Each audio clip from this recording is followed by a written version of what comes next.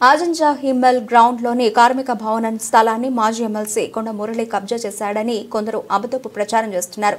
తనకు పేదలను ఆదుకోవడం తప్ప కబ్జాలకు పాల్పడడం కొండ మురళి చరిత్రలో లేదు అని మాజీ ఎమ్మెల్సీ కొండ మురళి మండిపడ్డారు. ఈ సందర్భంగా వారు మాట్లాడుతూ ఓం నమ శివాయ అనే వ్యాపారి 2 రోజుల క్రితం కాశీబుగ్గలోని ఆజంజాహి మిల్ గ్రౌండ్ కి సంబంధించిన కార్మిక భవనంలో షాపింగ్ మాల్ నిర్మాణం కోసం ఏర్పాటు చేసిన శంకుస్థాపనలో పాల్గొన్నాను. ఆ స్థలం కూడా పరిధిలో లేదు అని తెలిసి ఆ స్థలాన్ని ఆజంజాహి కార్మికుల ఆశయం మేరకు అదే స్థలంలో కార్మిక కమిటీ హాల్ నిర్మాణం కోసం కృషి చేస్తానని అన్నారు. ఒక బీసీ నాయకునిగా ఇంతవరకు వచ్చాను అంటే అది ప్రజల పుణ్యమేనని, గత 40 సంవత్సరాలుగా రాజకీయాల్లో ఉన్నా ఏనాడు కబ్జాలు చేయలేదని అన్నారు. నాకు మొన్న ఓం నమ శివాయ హైదరాబాద్ ఉన్న నా ఫోన్ చేసి చెప్పాడు. ఏమని ఇట్లా ఒకటి నేను అది కట్టుకున్నా, మాల కడతా, దాంట్లో 10,000 మంది పనిచేస్తారు, నేను ఎక్కడ అని కూడా అడిగిన. అంటే ఓ సిటీ పక్కా అని అన్నాడు. ఓ సిటీ పక్కా అంటే మా వాళ్ళందరినీ ఓ సిటీ కాడ ఉన్నాను, ఇక్కడ క్యాంప్ హౌస్ ఉండండి, నేను వస్తున్నా అని చెప్పాను. దాని తర్వాత నాకు కూడా కొంత స్వార్థం ఉంది.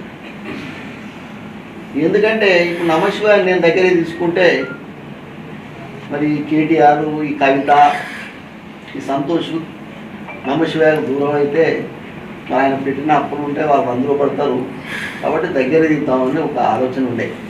ఇక్కడ ఉన్న మరి కలెక్టర్ గారు కానీ, సిపి గారు కానీ మరి ఇలాంటి సహించారు, వాళ్ళు వెంటనే చర్యలు తీసుకుంటారు. ఎందుకంటే వాళ్ళు నిస్వార్థంగా పనిచేస్తుంది. పొద్దున్నే మా ఎంఆర్ఓ గారిని పిలిచిన,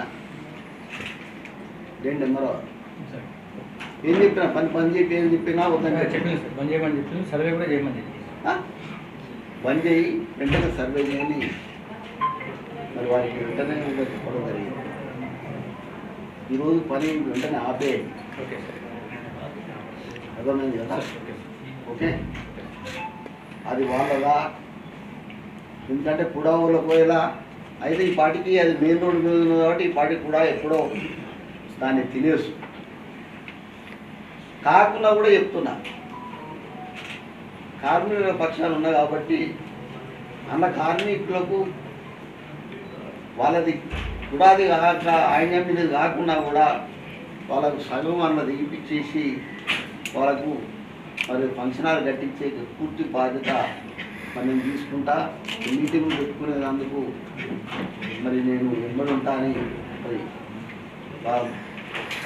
కార్మికులకు వచ్చానని తెలియజేస్తున్నా.